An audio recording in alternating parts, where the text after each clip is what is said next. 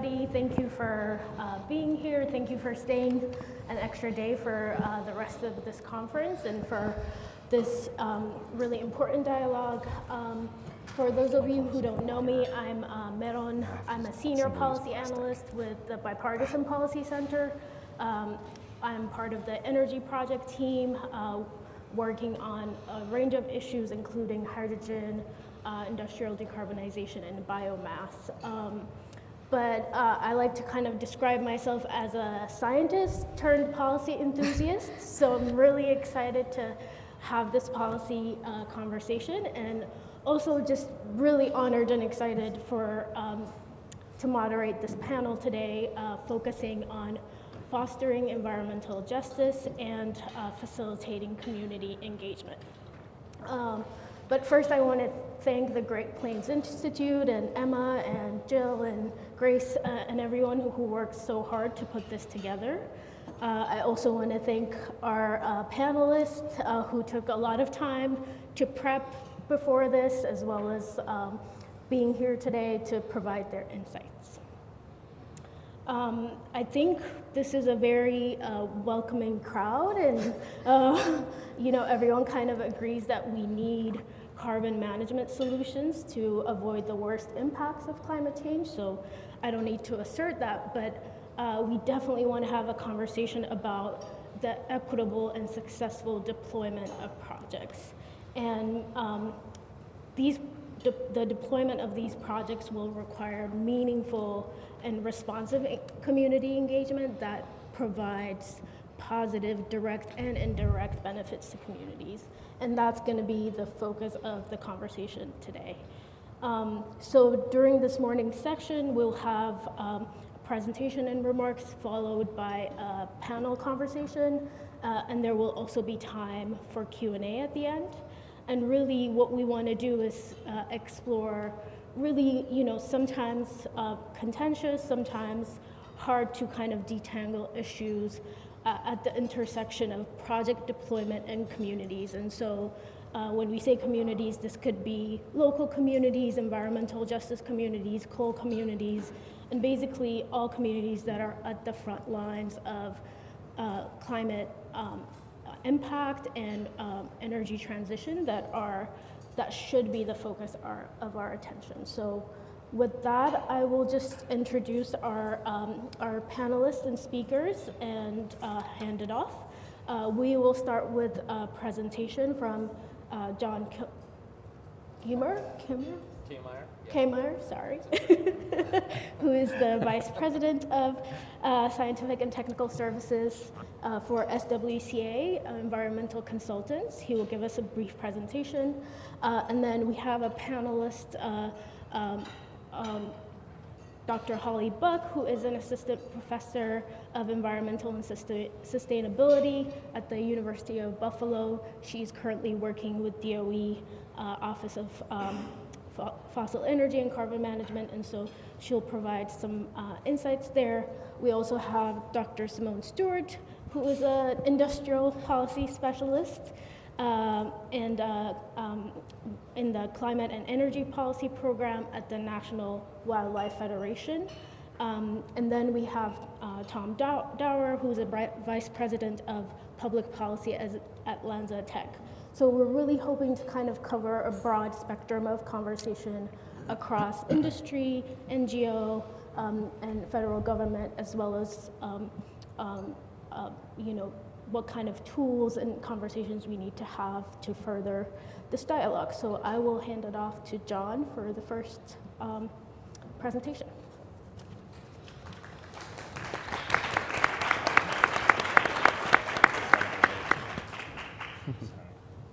And I think I do need this, right? Yeah. I'm sure I will mess this up. I saw everybody else doing it, so I'm excited to use this little.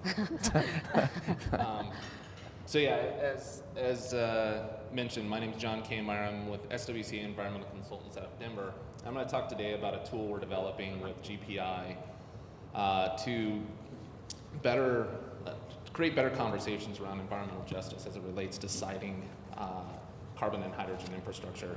We're starting with a pilot tool in the state of Louisiana. You heard a lot of the stuff that Jason talked about, the exciting work that they're doing to prepare the state for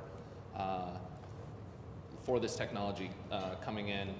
And what we want to talk about today is the tools that we can develop to better inform all of our conversations around where to place these, how to do them in the right way, and how to keep the communities at the forefront of those conversations.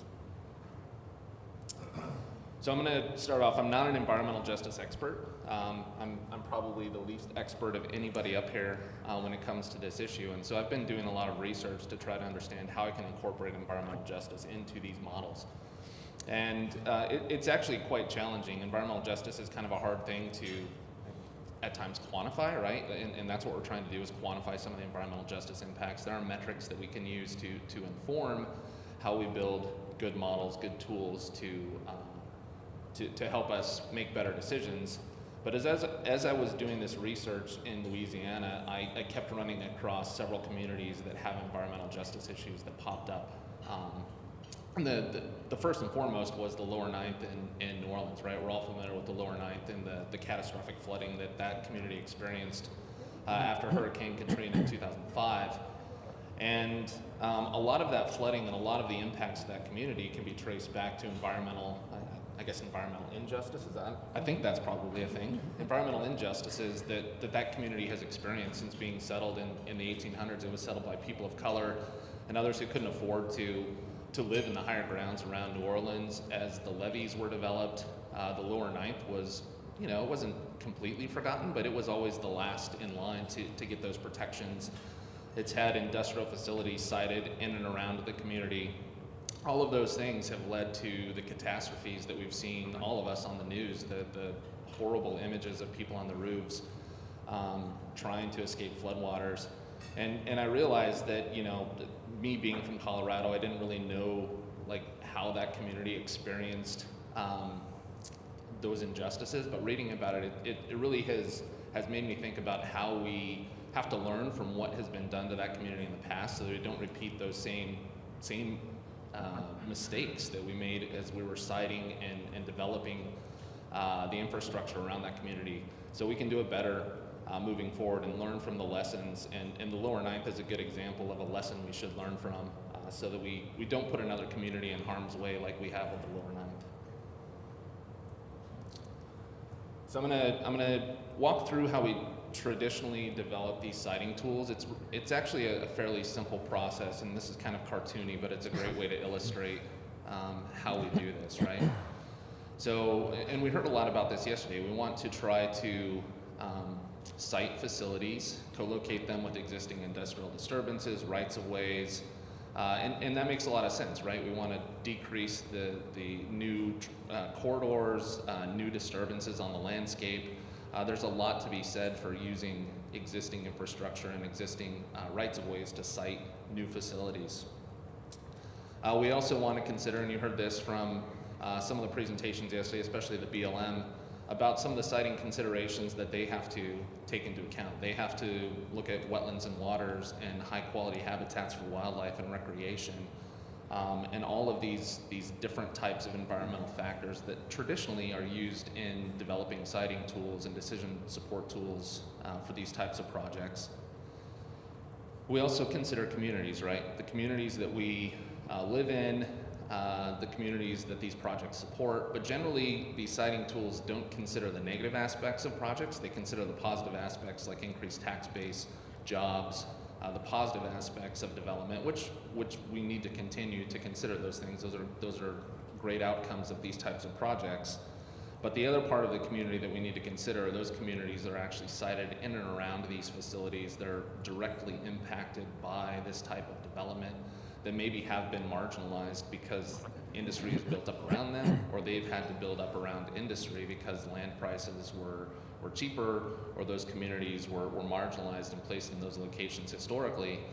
And a lot of times those communities are not ignored entirely in the process, but it hasn't been on equal footing with other environmental factors during the siting process. And we're trying to develop a tool that helps fix that. So the tool we're developing is actually quite simple. Matt alluded to it in his presentation yesterday. It's a multi-layer, multivariate geospatial model. And it actually is quite simple when you build these things. You start with kind of the built environment. You have to understand the infrastructure, and these are all from GPI's Carbon and Hydrogen Atlas, these images here. But you consider industrial facilities, CO2 storage opportunities, natural gas pipelines, the transport infrastructure that we talked about needing to site around, so that we minimize new disruptive activities, new corridors, those sorts of things. You also consider the environmental factors that we just talked about on the last slide, the high quality habitats, wetlands, threatened and endangered species habitats, cultural resources, kind of the traditional environmental factors that we're all familiar with, that we all think about when we think about siting projects.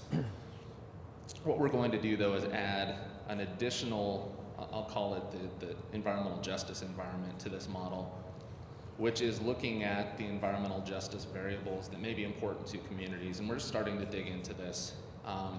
But it could be something like, in this case, I believe this was one of a pollutant index, so looking at pollution indices, looking at linguistic isolation. That's a new one for me, but I know that in a lot of communities there are linguistically isolated populations, and there can, being able to communicate effectively with those communities can be a challenge, and we need to understand how those communities view these types of projects. And then we can look at other factors like economic indices, the proportion of the population below the poverty line, those sorts of things, as we build out and develop this environmental justice component to the model. And by adding all of those things up, layering them, adding different weights, and informing those weights, especially in the environmental justice side of things, by community feedback and what they view as important for their communities, you end up with hopefully a good and useful tool to really engage with stakeholders, to enhance the outreach activities as you all go to site your projects and identify where the best places to put these facilities might be. So the next step is taking the information that we develop to the communities. There's a number of different ways, and environmental justice is important as part of this process as well. A lot of these communities might not have the internet access and the ability to engage with the knowledge, to engage with the tools that all of us take for granted, right? They don't have access to always the same types of information or know how to engage with that information like all of us in this room do.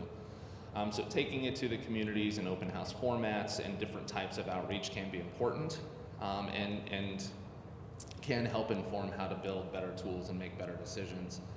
But we can also, and one of the goals of this process is to build out some communication tools, web-based communication tools, to take information to the communities, allow them to interact with that information, to change the weights of different variables and understand how different factors can influence siting decisions in their communities.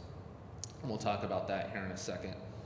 And as an example, I'm going to use an example of how this could have been used for a friend of mine. This is my friend Chad Baker. He's on the right here, and this was a trip we took last October. We're in the Grand Canyon, and we put in at Diamond Creek on the Wallapai tribal lands, and that's usually where people who are floating through take out. But we spent 3 days on the river, floating down and talking about everything from how great it was to be in the Grand Canyon to just life in general. And he and his wife had just purchased a home, their dream home. It backed up to kind of a greenbelt space in Louisville, Colorado. And Louisville is the proper pronunciation of Louisville. That's I wanted to hot take. that. But they just purchased this, and he was talking about how the open space had been mismanaged. There were weeds, there was a lot of fire risk, right? And the community didn't really have tools to help landowners plan to avoid that fire risk, to avoid the spread, to harden their homes against the fire. 2 months after we were on the river, the Marshall Fire hit, right? The Marshall Fire took out almost 1,000 homes in Louisville and Superior, Colorado. It was devastating. It was horrific to watch. It's the type of natural disaster like you see in the lower ninth. It didn't have the same environmental justice concerns maybe or issues that the lower ninth does, but it's still a horrible thing to see for a community. And it's an example of how better siting and planning tools could have helped that community prepare.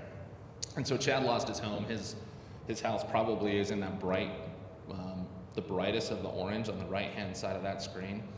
And it was, I mean, he still hasn't recovered. It's been half a year and he still is struggling, and as those other families are, to recover from that situation. But the reason I bring that up is we actually have developed tools that help people and communities understand fire risk in their towns, in their communities, in the areas that they love to live and recreate in. And this is a good example of how the environmental justice tool could be built to inform better decisions. In this situation, or in this case, this is a web-based tool that we've developed in California for wildland-urban interface decision-making. And it allows the users to interact with the different weights on the right, or on the left-hand side you have the histograms, and our vision for the environmental justice tool is very similar to this. The histograms allow people to select different variables and understand how the selection of those variables influence. In this case, it's backward looking, it's historic fire risk, but the same process will be used for environmental justice. They can click on the histograms of the weights of interest and understand how that changes, in our case, the environmental justice model, the siting decisions that could be made. So this is an example of the types of tools that we would bring and the types of information that we could bring to the communities to help them understand impacts and give us better feedback and help us understand what those communities need and want. In addition to that, it's always important to give people multiple ways of viewing and engaging with information, I think. Everybody kind of thinks differently and sees the world in different ways. And so allowing them to interact with data in different ways is important. In this case, I'm just going to use this again, fire model as an example. The red might be places, the red color on the map might be a place where you wouldn't want to site infrastructure. The yellow might be a place where, yeah, you could probably do it, but there's going to be some challenges. And the green may be, hey, this is the best place, right? These are the best sites. And by allowing people to interact with the information and overlaying that information on their communities, you can allow them to understand where that infrastructure may be sited, allow them to identify what risks or what concerns they may have with those siting decisions, and provide meaningful feedback that we can all use to make better decisions. And then finally, as I wrap this up, the other thing we want to do with this is to give members of the community and stakeholders in the process a way to understand the positive and negative aspects of all of these types of projects, right? I don't think any of these projects are entirely positive or entirely negative, right? They all have good and bad things, and I think we need to be honest and talk about those positive and negative things as we develop them. The model, we hope, will allow us to identify those positives as people interact with the model, change variables. They can see the positive aspects of, if we build this, we may reduce pollutant loads, or we may change this aspect of the community. We may increase the economic outlook of our community, but we may also have negative impacts from increased urbanization or increased industrialization around our neighborhoods. So being able to have an authentic conversation about the positive and negative aspects of projects, I think, is really important as we consider siting of these facilities. So next steps, we're obviously in development. I just showed you a fire model to say how we're going to develop an environmental justice model. So we're just at the beginning of this process, and our goal is to, over the next few months, develop that draft siting tool for Louisiana, use that as the pilot. GPI will take that information, engage in stakeholder outreach, gain critical information that we can then recycle and reuse and reprocess in the model to improve it and refine it and allow for better decisions.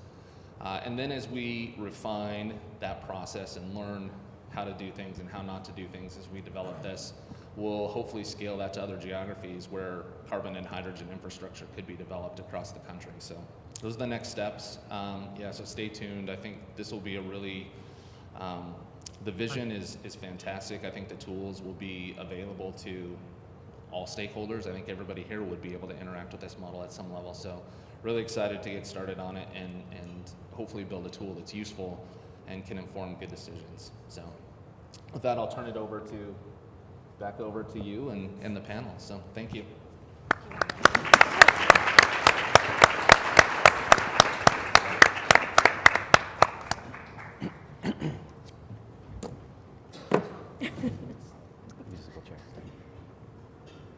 So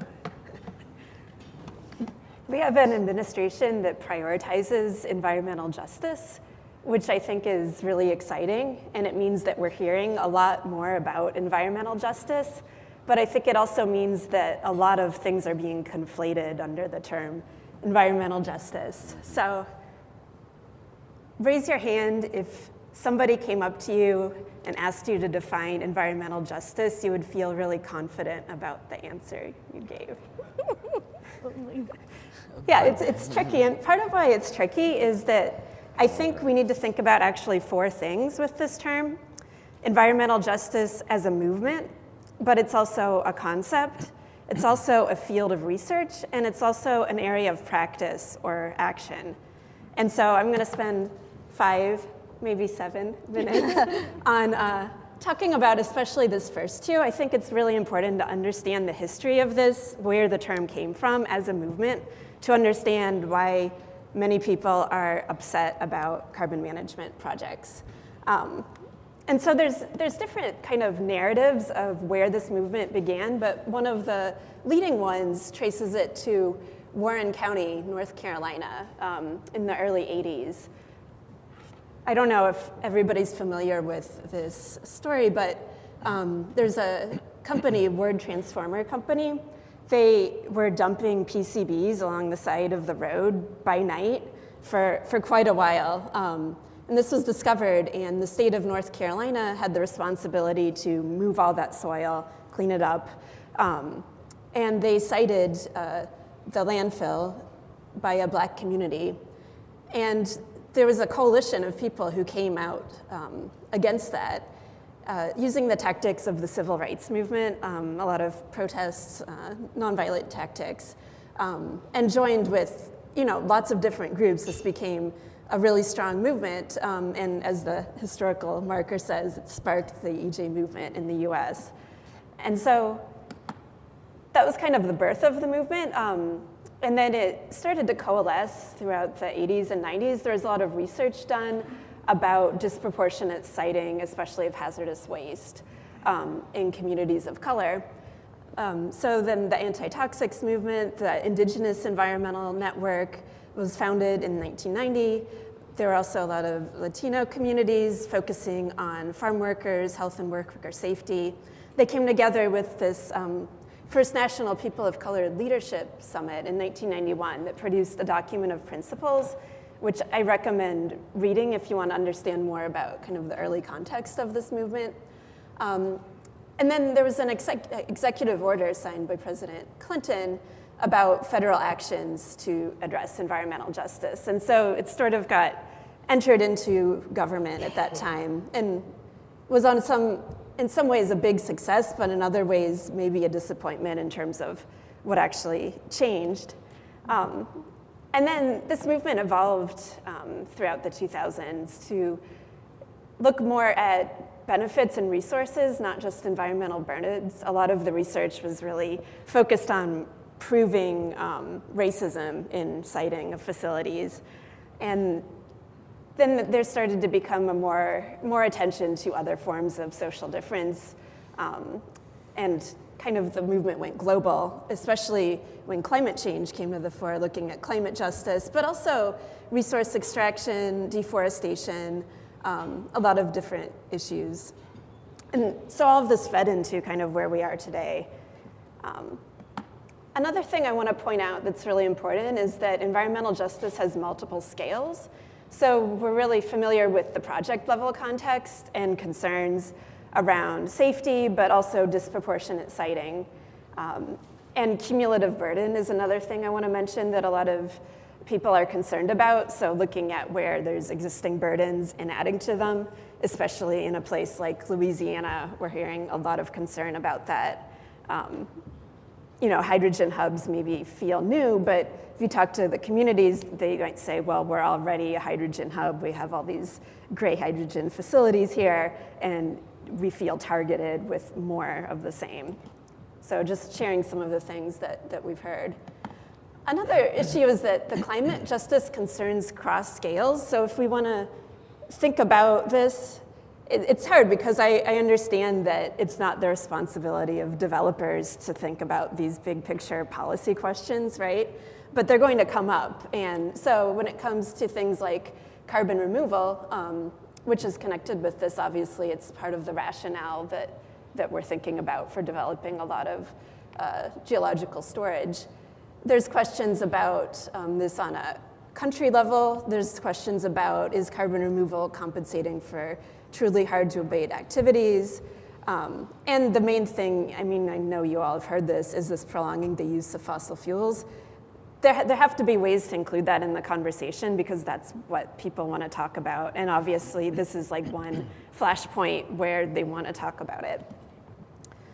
So also, environmental justice is a multidimensional concept. And I just wanted to define some terms that you might hear.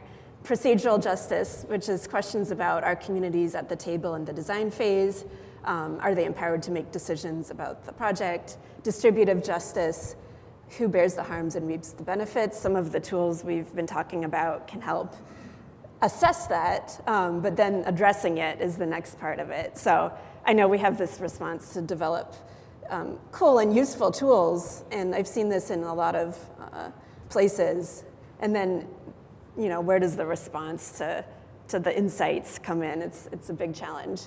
Reparative justice, so how can past harms and past relationships be repaired? A lot of this is about relationships. Intergenerational, what obligations are placed on future generations, and then recognitive justice, which has to do these policies, projects, do they recognize the values, the cultures, the histories of the places and peoples that are affected? So we know actually a fair bit about this from previous research and engagement with CCS. Matt had a great slide yesterday that kind of put a dividing line around 2018 and focused it on the recent crop of projects, because in this room we know that what we're talking about with CCS has changed a bit from these earlier stages, but that's not the case for a lot of communities on the ground. They wouldn't see that dividing line. And so they're really working on, experience with earlier projects in some places. And they're concerned about the cumulative burdens. They want local say in projects and strict environmental protections, low trust in developers compared to other actors. There's been, surveys and other methods to study this.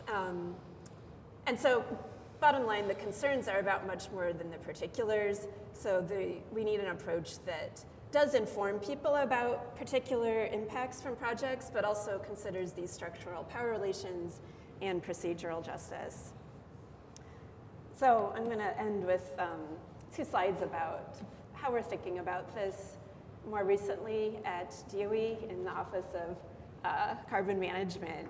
We're trying to move from this model of engagement as like a one-way transmission of information or consultation to a 2-way model that involves listening and incorporating feedback into development of projects.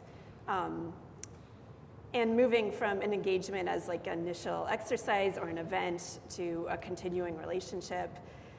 This 4th point is really hard, defining the area of engagement in terms of project footprint, because we're navigating these multiple definitions of communities in terms of geographic, like a proximal area, to a broader group that could be impacted. And also thinking about engagement not just on physical infrastructure, but also data related to the project. People are really interested to this. They want to help co-produce data sometimes about impacts. So that's another area for engagement. And final slide, we're working on thinking about how plans for some of these things will be incorporated into projects that are funded. But we really want to develop clear guidance to communicate with applicants and developers that can help build capacity for stakeholder engagement and environmental justice work, recognizing that this may be new. So really walk people through how to do this work. And we're starting on a process for some listening sessions and engagement that we have a role in to scope community needs for information and research priorities in terms of both transport and storage, and to understand how any potential benefits as defined by communities themselves could be realized. And looking forward to discussing this further. Thanks. You want to go next? I think I'm. I think you are. She hadn't decided yesterday. Thanks. I'm last. Okay, Good morning. I'll be right back. So my name is Simone Use the restroom Stewart, real quick. and I am an industrial policy specialist with the National Wildlife Federation. So my purview covers back, carbon I swear. management, and we're getting into hydrogen and a little bit into transmission. And so, you know, NWF is not a perfect organization, but we really are trying to incorporate environmental justice in all facets as we move forward. So I'll talk a little bit about what that looks like and what environmental justice can look like within an organization. So first of all, I want to start with understanding environmental justice. So in order to understand environmental justice, we have to understand that the crux of environmental justice is injustice. This is fundamental. So if you are planning to do environmental justice work moving forward, you have to understand that environmental justice work exists because injustice exists. So in order to foster the work that we're doing going forward, we have to acknowledge that fighting injustice is inherent to fighting the climate crisis. And we have to acknowledge that the climate crisis is a threat multiplier. I don't know how many people have heard that term when addressing the climate crisis, but the idea is that if you already exist, you know, Kali talked about cumulative burden. If you already exist at a level in society where you're dealing with certain burdens, all of those burdens are going to be continually compounded by the climate crisis. And so I think that this quote that I have here from an indigenous human rights activist in Thailand is really, really explains this. If you're invisible in everyday life, your needs will not be thought of, let alone addressed in a crisis situation. So we have to think of the people who are the most vulnerable in all of these communities. And so I have some questions. I won't get into trying to answer all of them right now. You could have a conference for 2 days just talking about environmental justice, and I've got about 5 minutes. But we should always think about, where does injustice come from, what causes it, who and or what perpetuates it, and who benefits from it. And in the US, just to go over a little bit, the groups that are most vulnerable to the climate crisis include low income and socioeconomic status, people in that population, minorities by POC, women and girls, and as the great daughter that I am, my mother just celebrated her 65th birthday, so I will say older populations instead of the elderly. But it's important to recognize that environmental justice is internal as much as it is external. We talk a lot about doing environmental justice work as organizations, as industries. We're now recognizing it as a buzzword that we have to incorporate in everything that we do. I don't know what happened to my slide there. Jill. But the point is, I'll just continue, but the point is that it's internal work that we have to do. As an organization, if you plan to do work, you know, you have to be internally right. You have to have an internal understanding, thank you, an internal understanding of what justice is and what you're going to do as an organization. So an organization that wants to engage in environmental justice work has to consider an organizational level shift of practices and values. It also has to continue to do shared learning that's based on cultural humility and personal learning and critical reflection. So this is everyone that you have to think about in your company, in the NGO that you run. It's a lot more than just saying, well, we're creating an environmental justice department and environmental justice will exist within that department. It is a mission that has to exist throughout the entire organization. Everyone has to be on the same page that injustice is something that we are all going to fight within this organization.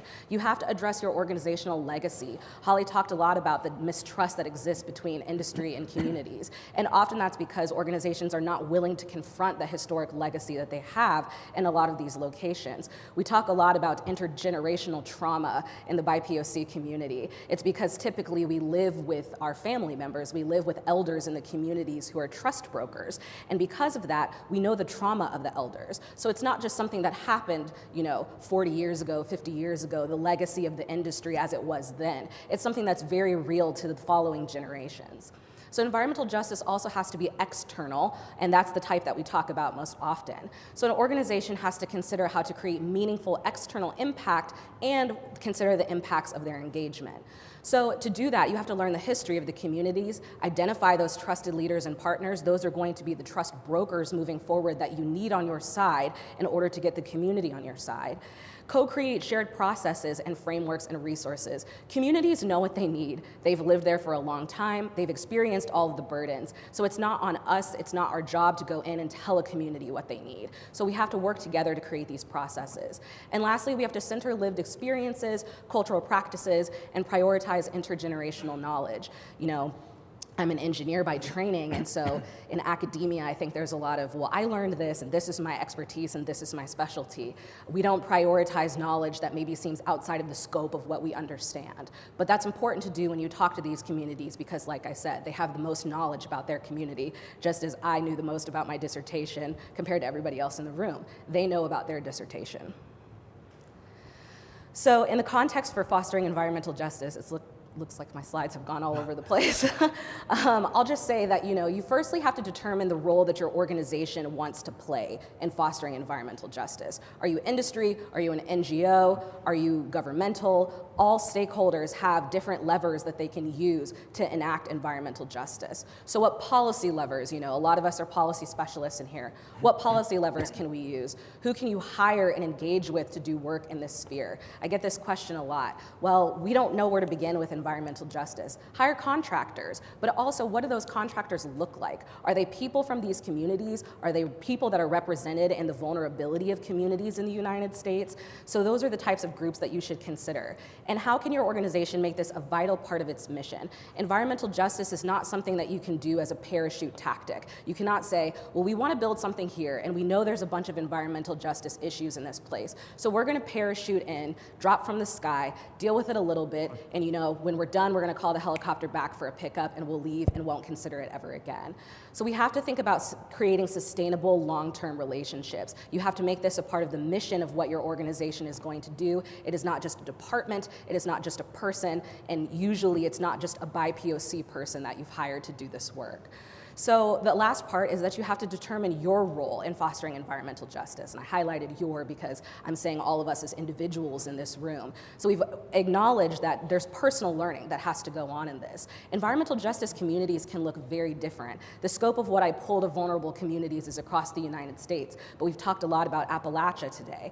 Appalachia doesn't necessarily only consist of BIPOC communities. There are poor white people in these areas as well. So we have to consider the impact that our work is going to have and what it is going to look like, but you also have to consider your role and what you have to learn, the learning you have to do in order to be a piece in your organization that is going to be able to do the most good.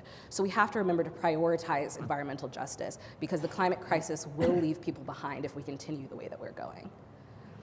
And lastly, I'll just leave you with we should want justice as badly as we want carbon management, and we should deliver on both of them.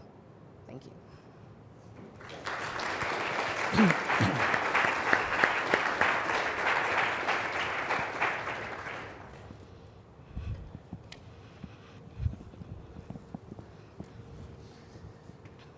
Good morning, everyone. I was really nervous about slides and not being able to progress them, so I don't have any. So you just get to look at me. I thought ahead. So thank you very much. Thanks, Great Plains Institute, to everyone on the staff working very hard to make sure that this is a success. My fellow panelists. I quickly wanted to introduce myself because some people in the room I know and know me very well, and we worked quite a lot together in Washington. And others I haven't even met yet. So just to tell you, really to sort of Simone's point about how I come to these issues and how I have progressed through my career. First of all, I was raised in a quite economically depressed and environmentally scarred former coal region of Pennsylvania, the anthracite region of northeastern Pennsylvania. And then I moved to Washington, D.C., worked for my home state senator on environmental issues, addressing abandoned coal mines, Superfund and other pollution sites, talking directly to communities and to folks impacted across the state. I then worked for a West Virginia senator, not the one you're probably thinking of, wrestling with the future of coal mining and fossil fuel power plants. Then I went and worked for, at the time, the world's largest steel and mining company, with many legacy operations in many economically distressed areas around the world, but particularly in the United States as well. Now I'm at LanzaTech, which is a very different company, working on solutions to climate change with some great co-benefits for air pollution, decarbonizing heavy industry and aviation, and a really unique perspective that I'd love to share. So now let me just quickly introduce you to LanzaTech and what we do and how we sort of fit into this world. We could be described as a carbon capture and utilization company for this crowd, the CCU, the U in the CCU, S. We also call ourselves a carbon transformation company or carbon conversion. And we essentially have a technology that uses biology to convert carbon-rich gases to essential chemicals, fuels, and products. Our headquarters is near Chicago, and we've commercially deployed at steel and ferroalloy mills, building plants globally currently, but mostly through licensing arrangements, which means we do not have full control over the projects. We all, at this point, always rely on incumbent facilities that are there and have their own relationships. So this makes the environmental justice issue and how to do community engagement a little bit more challenging for us. So we are really thinking through ways to incorporate the thinking that we have as a company in our culture and our values, which very much are about protecting people and protecting the planet and making this a better, more livable planet.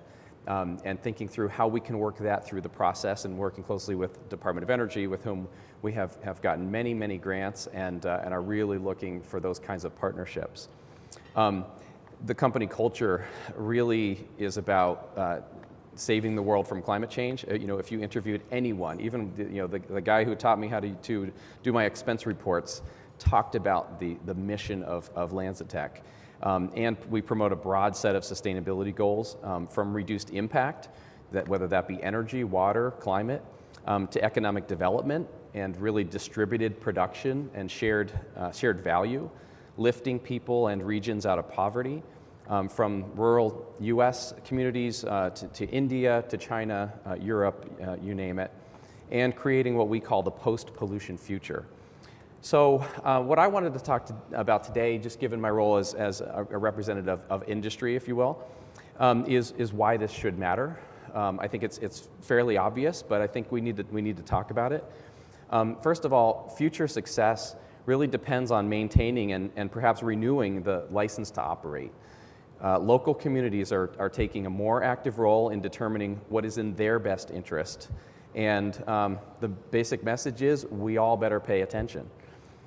For carbon management projects and infrastructure in particular, community support or opposition can be the make or break variable in a project proceeding or not. Opportunity to strengthen relationships with communities with corollary benefits for partnerships, workforce development, reputation management are all there. So this is not just a one-way street, and it's not just explaining things to communities. It's really working with them in the best interests of both. And honestly, that is how the relationship should be happening already, right? You have to have a synergistic relationship with communities, otherwise you will not be successful as a business.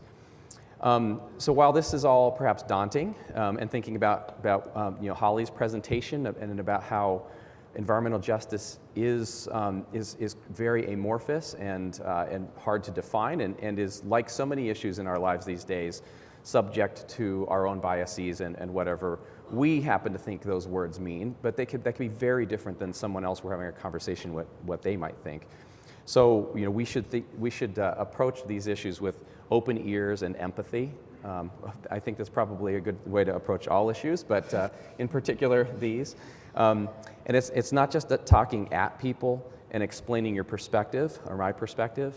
Rather, as with any good relationship, it starts with listening and understanding the other person's needs and the community's needs. So that leads to the importance of transparency and communication about projects. In our society today, trust of corporations, government, the media, most institutions, not just in the United States, this is a global phenomenon, is perhaps at historical lows. So one way to build trust is first of all, treat people with respect, say what you plan to do, and do what you say. In other words, walk the talk. Part of the conversation around carbon management will be about why a particular project or technology makes sense, what the alternatives are, and how projects will impact people's lives. I think John's presentation was great on the tools that are being developed to help us all with this very complicated universe. And as we've heard today, lots of people are thinking about the best ways to measure the pros and cons and communicate those. In the meantime, it's incumbent upon all of us in the carbon management community to be clear about what we are trying to do and why. From a LanzaTech's perspective, there are many potential benefits, not just climate and jobs, which are the things that we tend to lead with as industry, but other pollution reduction. We heard a lot of great discussion yesterday about non-CO2 pollution reductions from some carbon capture technologies. That includes us. We can capture carbon and energy-rich gases prior to being combusted a subsequent time on site, and we can convert those in a biological way, which it allows us to reduce air pollution. We can also make low carbon products from captured carbon, including sustainable aviation fuel, which is very clean burning. And think about all those. Think about when you drive to an airport. If you happen to have your windows down, you can smell pollution, right? And just thinking about the communities that are near airports is just one example of how these low pollution products can really help local communities. And finally, I just wanted to say, I'm here from LanzaTech. We're a company trying to help solve the climate crisis and create a sustainable circular economy that allows all people to live up to their potential and live healthy, prosperous, meaningful lives. And we're really trying to put together the systems and the understanding and the workflow to make that a reality. So thank you very much. I look forward to the panel discussion.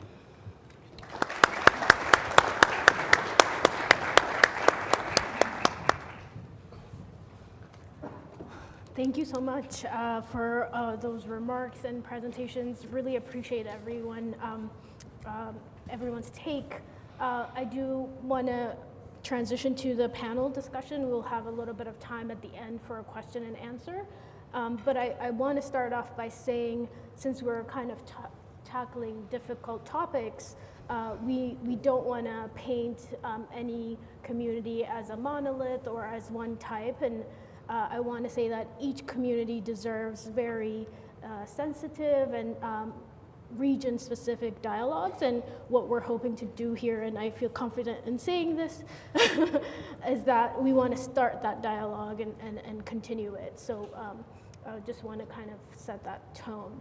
But I wanted to maybe, Holly, because you started us with a really good terminology clarification, I wanted to add a little bit, if I can add a question to that, which is we also often conflate social impact with social perception of carbon management solutions. And I was wondering if you can elucidate that a little bit for us and maybe tell us a little bit about how those intersect when it comes to carbon management projects.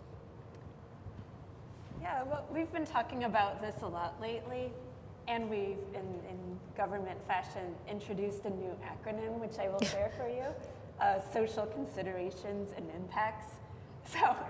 So within that, we place things like jobs, but also environmental justice and diversity, equity, and inclusion, and community engagement, and probably some other parts too. So environmental justice is specific because we're thinking about things like disproportionate impact, disproportionate burdens on communities versus all social considerations and impacts. I'm not sure if that really clarified to the level that you might be Oh, looking, no. but I think everybody's kind of working through this, actually. Yeah, I was trying to kind of maybe tee you up for talking a little bit about like some of the existing perceptions or lack thereof in communities, and how those perceptions may or may not result in, willingness to host projects or not, and how communities feel about CDR or CCS projects. Yeah, I mean, I can talk about some of the surveys and empirical research that has been done in various places, as well as kind of on a national scale. Obviously, some of you are familiar too with the global discussions that's been happening, 10 plus years around this, right? And so what we're seeing is that most people have never heard about it. You can find figures that, maybe 20 or 30% of people say they're familiar with it, but I actually think it's probably more like 10%. People are just, they want to say they've heard of things, right? And initially, they are interested in learning more. I think that recent indications are that Democrats are more open at first because they're introduced to it in the context of climate change and they want climate action. But across the board, people are less welcoming when they're asked to think about it in their area. People are concerned about impacts on water, impacts on air quality. There's conflation of whether it kind of cleans the air or not, which is a point we could do a lot better to communicate about. And concerns about who's in control, who's benefiting, do they get a voice or veto power, or, probably a lot of you in this room have heard these things before, but I'm just kind of recapping that we have empirical research on this as well. Yeah.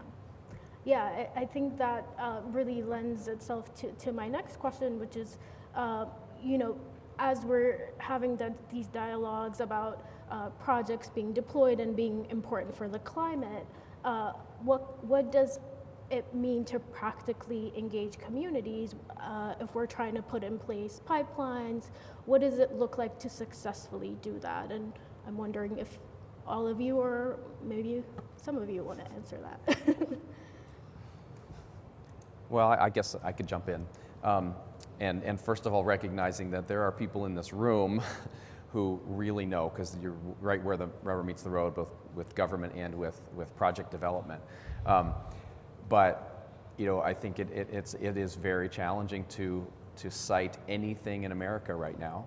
And we see these, to Holly's point, there's often a general appreciation of innovation and technology and progress and those sorts of things, but then there is always NIMBY, not in my backyard, or these days banana, build absolutely nothing anywhere near anybody. And I think you could just do an internet search and find whether they're pipelines, and those could be certain Keystone XL pipelines, or there's a CO2 pipeline in Iowa that's under conversation. There have been natural gas pipelines on the way to LNG terminals for export, and never mind transmission lines for renewable power projects, for example. There is nothing safe in infrastructure development from where I sit these days. They all have challenges. And so the question is, particularly for those of us motivated by climate change, we have to get over them. We have to get over them, or we will not have a livable planet. And so we got to figure it out. And community justice is one of the lenses through which we could sort of look at this issue. And I think there are other lenses as well. And just in general, we need to be talking about local communities and to the broad population about the seriousness of the problems we are trying to solve, because that's where it starts. It's like somebody just said about, Democrats sometimes approach this differently, because if you approach them through the climate angle, I think that's absolutely true. You have to think about what people care about. And in some places, it's going to be, they actually really do care about the jobs, or they really do care about air pollution. Maybe they don't, climate is number 3 or 4, and that's fine. But we really have to get over these hurdles. And the only way you do it is talking to people and explaining it, and with conviction and vigor, and explaining why this matters and how their lives are going to be better as a result. I think I would add to that you know, I think we've all kind of assessed that there's a public education component that has to happen. I think that the carbon management world hasn't done a particularly good job of reaching out to the public and explaining what's going on. I mean, I think that we see that just from the continual conflation of CDR and CCUS. I think that's like the first thing I have to do whenever I get on a call with anybody is like, what do you think that you're talking about? Because it may not be what I'm talking about. And so I think that we have to do a much better job with public education, and I think taking this angle of starting with the climate crisis and starting at that point to understand that this is why we need to take action and this is what the supposed action is, and then moving into the benefits of that is the angle through which we should approach public engagement. But I also think that at a community level, you know, a lot of the initial feeling is we have to go in and we have to convince people, you know, because this is needed. And I think you have to be very careful and walk a very fine line with the climate conversation, because oftentimes what I hear in conversations ends up sounding really paternalistic of like, well, this is good for you, so you need this in your community because it's good for you, because it's good for the climate, so it's going to save you too. And I think that, you know, people are not necessarily approaching it intentionally from a paternalistic way, but that's how it comes off to communities, because it's like, who are you to tell me what my community needs, because all you've done to my community is damage. And so I think that there has to be a really nuanced conversation that acknowledges the historical components, that acknowledges the cumulative burden that exists in these communities, because of course, if we're looking from an industry perspective, then all of the infrastructure that's needed to change over this industry is going to occur where the industry is. So that's why I think it goes back to the point that I brought up first in my talk of we have to acknowledge why those industries are in those places to begin with. There's a historical component that goes into that. And then when we do that, we acknowledge where the community is coming from and starting with, that is the foundation for a dialogue. But we cannot go in and say, you need this, it's better for the climate, therefore it's better for you. Communities want localized benefits to understand how what is going to happen in that community is going to benefit them. So I think sometimes we also have to consider that when we talk about jobs, when we talk about the economics. When you say that you're producing so many jobs, are those jobs going to the people that don't have jobs in that community? Or is this a more transient group that's going to come in from a different state or cross state lines to come in and take those jobs? So I think that, you know, communities have heard it all at this point. As Holly told us, it's been a movement for a very long time. There's very little that, you know, I think industry can say to a community to convince them, because they've seen what it looks like. And so I think that we have to go in with intentionality and acknowledging the history, and then trying to meet a community where they are in order to move forward with this. I'll just add, you know, meaningful engagement in this context is two-way. And it's also early, which is in tension with the speed that we need to build all this new infrastructure. And that just may be a tension that, I don't know, like, we have to live with it, right? And I think that there's a deeper issue, is that everybody is, not everybody, but a lot of people, besides environmental justice communities in many instances, are used to cheap, reliable, and abundant energy. And unless we explain to people that, you know, what this transition really entails, that there's going to be some rocky decades where maybe not all of those things are going to be true.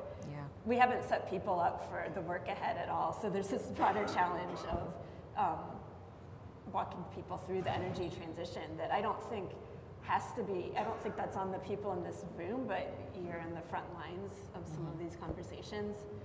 Maybe in 10 years it'll be easier because we'll recognize the challenge ahead more widely. Yeah, I think that's a really good point, and you know, that tension of like speed and thoughtfulness. I mean, do you want to say anything more to that?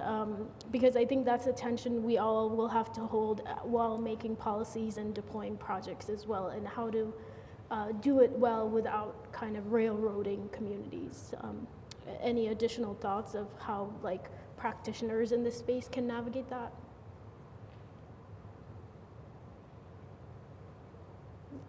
I mean, I can just make a quick note, and this, apologies, I will always land on policy and policymakers, because that's where I live, that's what I do. But I think, you know, we collectively all work for various organizations that often interact with policymakers, and policymakers interact with their constituents. And so I think it is really important for us to be talking to them about what we're doing and why, and let them ask the questions. They're very good at asking, what's the local impact, right? I mean, that's what they should care about, and that's oftentimes what they and their staffs will ask about. So I think the education can start at some of that layer where you have other people acting as both messengers but also sounding boards about the kinds of things that we're trying to do as a community on carbon management. So I think starting those conversations with people who actually talk to real people and real organizers and others and community leaders is one way to get at this challenge. I think also it's, there is a lot of tension between the speed of development and the conversations that people need to have. And I think that part of it, Holly said, starting these conversations early on and having them often is a way to do it. But I think, going back to one of the kind of analogies that I made, a lot of times industries consider, like parachuting into a community. And I think that we have to consider long-term involvement in a community's enfranchisement as we move forward. A lot of times, I have these conversations with people and I say, I don't know what you think as maybe an industry developer, as the government or whoever I'm talking to, your role is in this, or what is within your purview to do and to execute. But I think a lot of times conversations might go easier if the industries that are wanting to do this work, wanting to do this development, are just as invested in the growth and sustainableness of the community as they are in the investment of the project.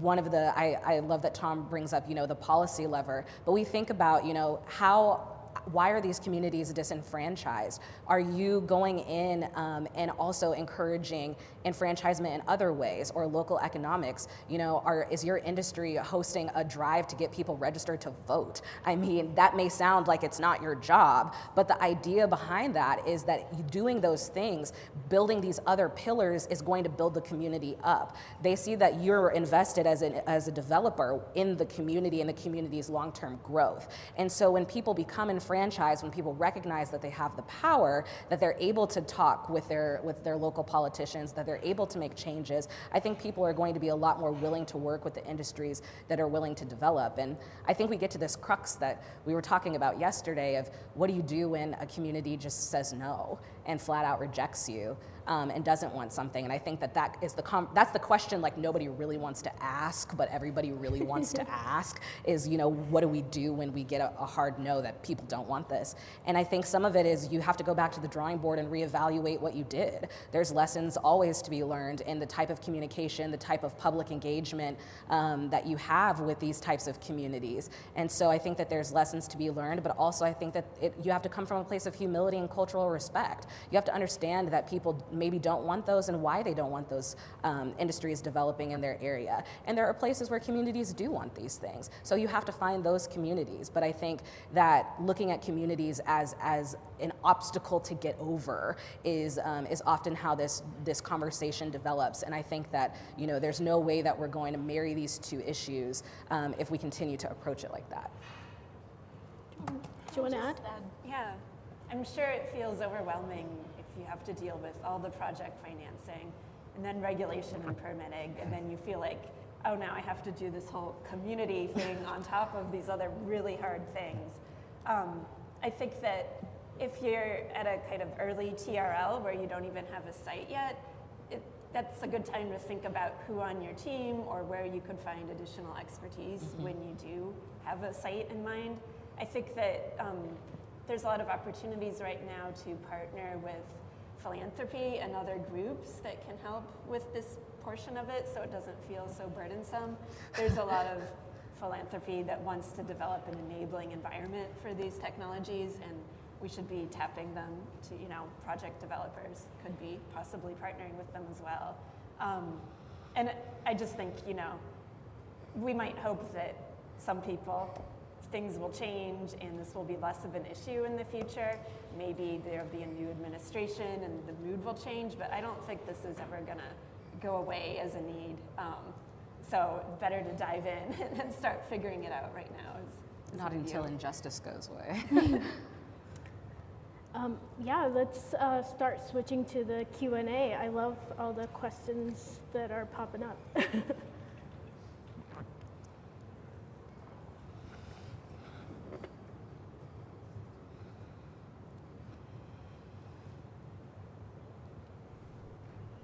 going to fight for it. Bob is up. Hello, Bob Manis with Core Energy.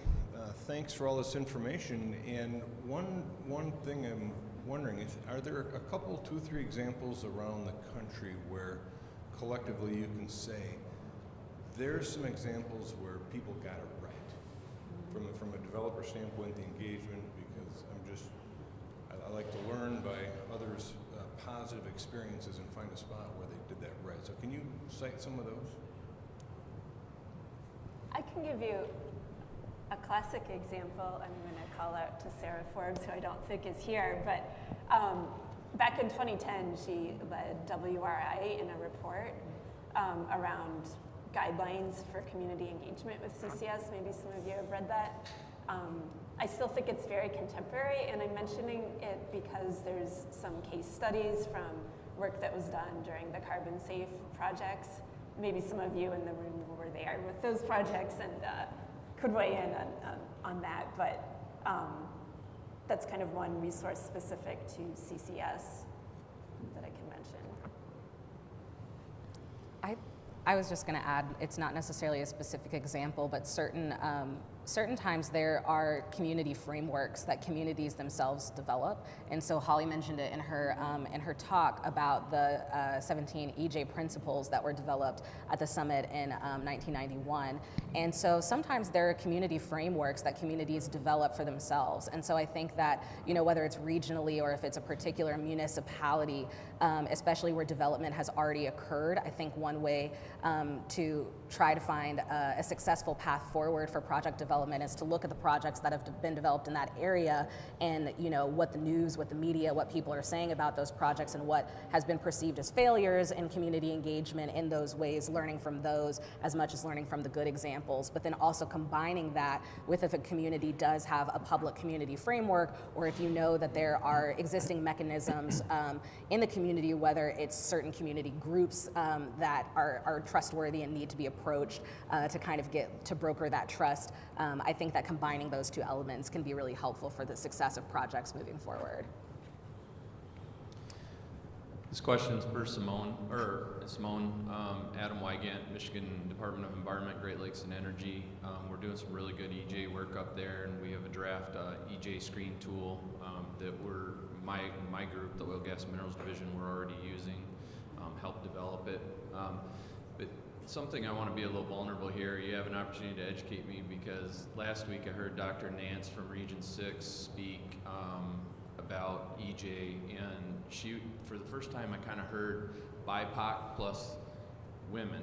And today in your slide, I heard BIPOC plus women and girls, which effectively, in my mind, kind of means white male and non-white male. I mean, adding that. So from an education standpoint, I'm kind of wondering two things. If you could kind of, in a nutshell, help me understand the thinking between moving like that from the gender inequity and discrimination space into the EJ space. Like, maybe that's not new, it's just new to me, twice in 2 weeks.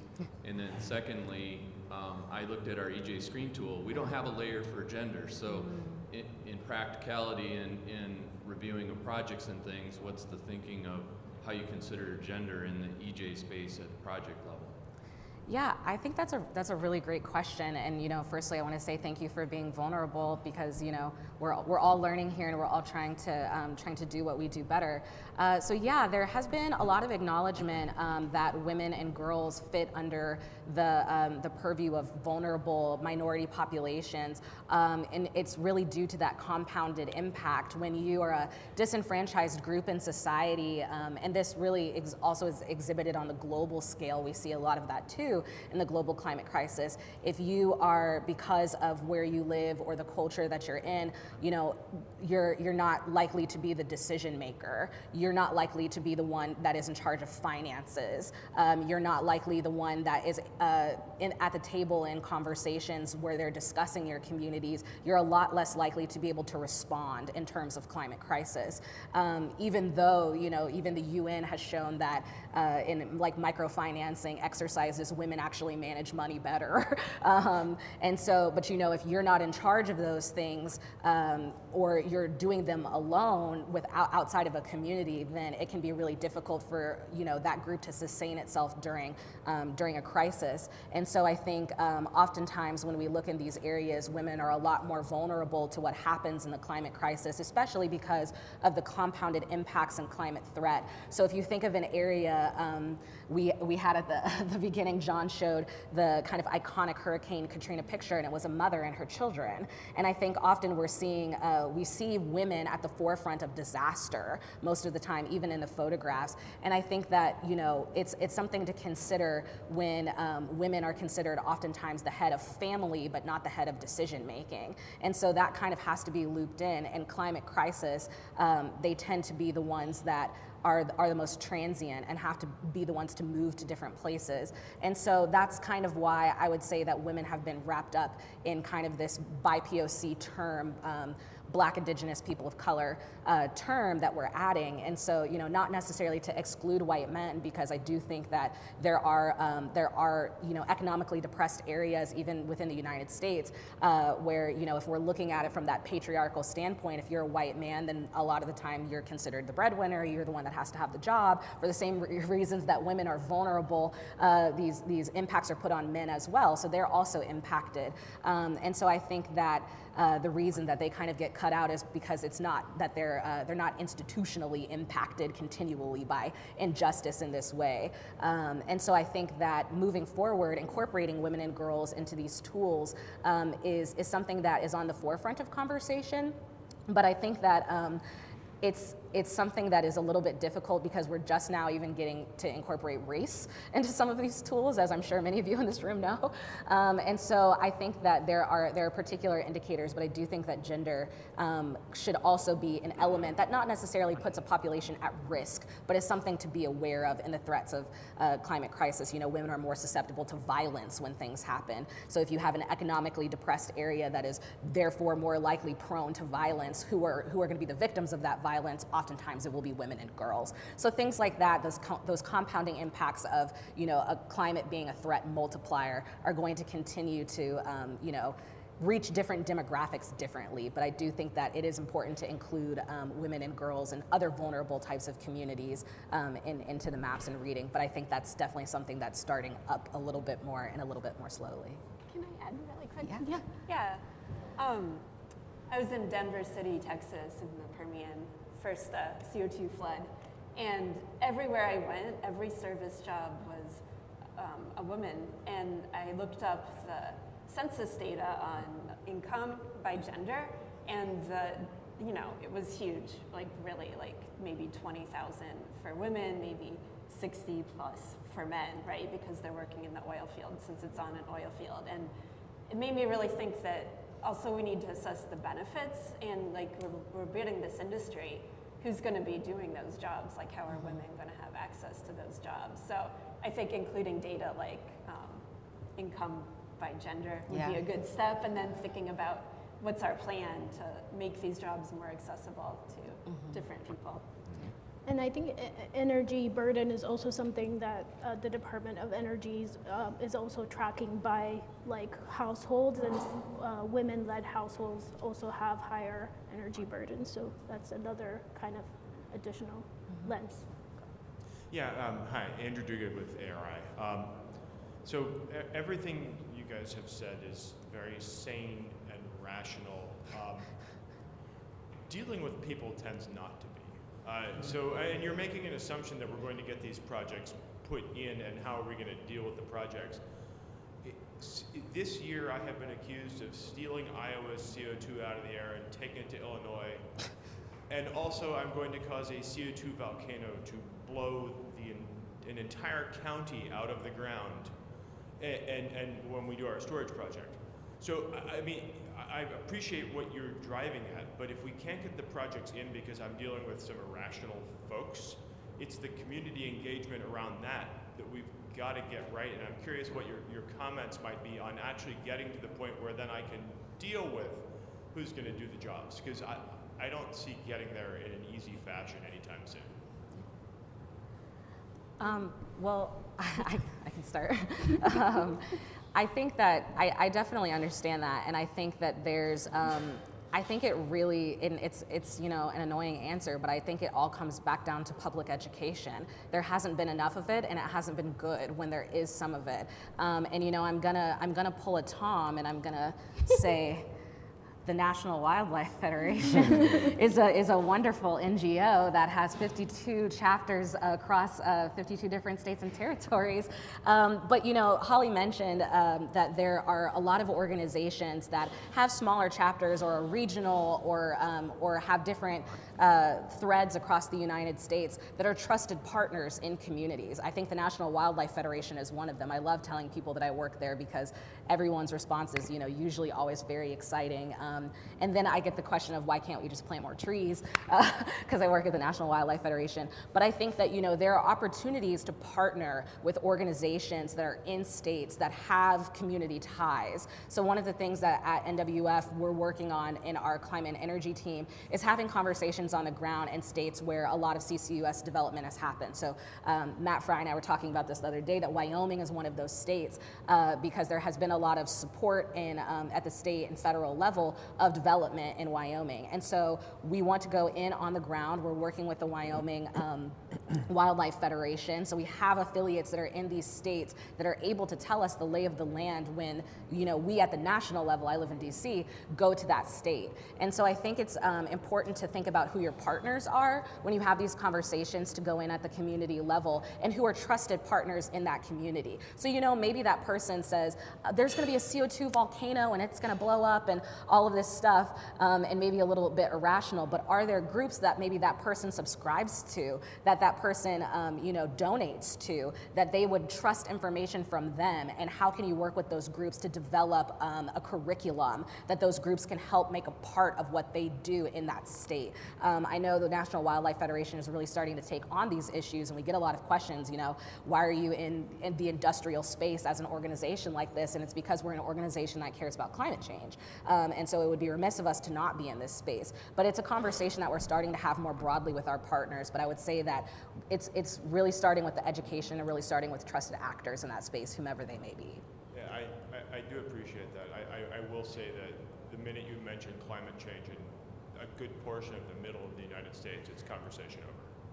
Yeah. So that will be a challenge as well. And I think that those state level organizations are able to tell you those things because they know the lay of the land. Like getting on a conversation with some of our Wyoming affiliates, you know, we say, okay, well, we've got this plan and we've got this curriculum and we're gonna start with climate change. And that's on a Zoom call and they say, no, scratch that, don't do that. They're able to say, okay, well, we wanna talk about environmental justice communities. And they're like, don't do that, scratch that. What you can talk about is maybe economically depressed communities that have depended on fossil fuel infrastructure for a very long time and now are reaping the burdens of climate change, and you're like, but that's an EJ community, and they're like, exactly, but don't use that word. So I think it's the partners that know the lay of the land on the ground that are going to be able to help you, to advise you in which direction you need to take in order to build that curriculum in a way that is going to reach that person. I would also say, lastly, because I know I'm talking a ton, I would also say, you know, you have to meet people where they're at too. We had a great conversation the other day during happy hour about how you know, a lot of us that are educated about the climate crisis have this moral high ground of we should care about the climate crisis because it's important and it's climate. But you know, there was NWF has an outdoors magazine, and there was an article that was about a particular type of deer. I'm not an outdoor person, even though I work for the National Wildlife Federation.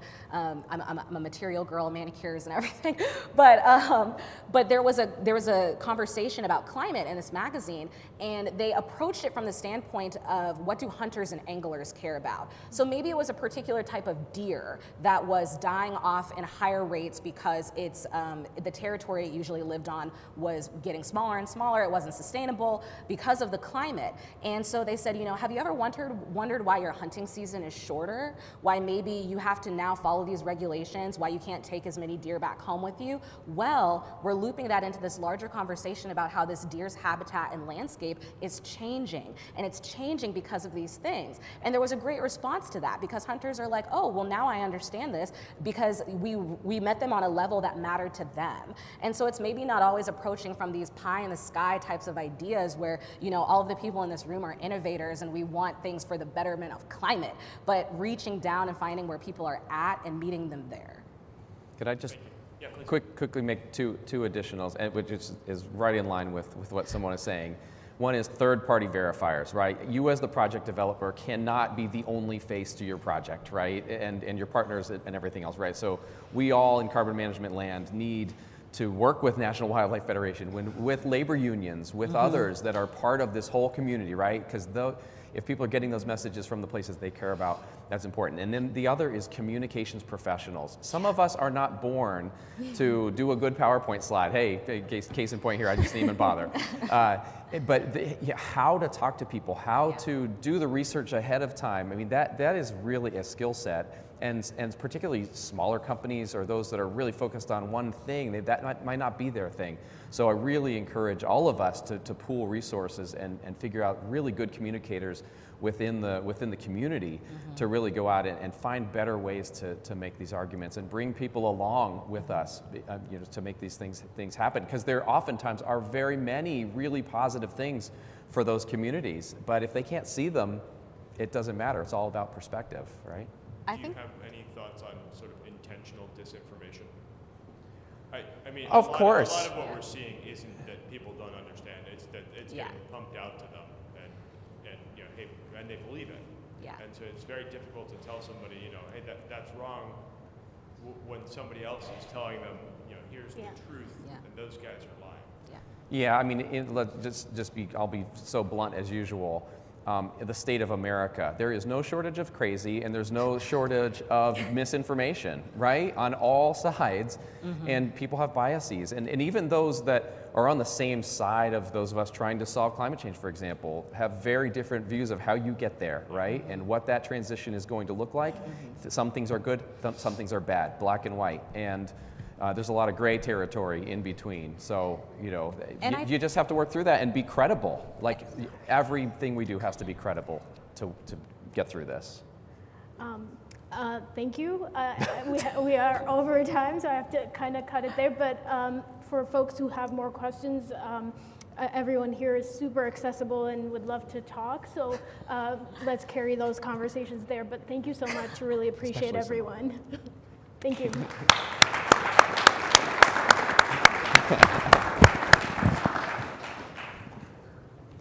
Sorry. No, it's okay.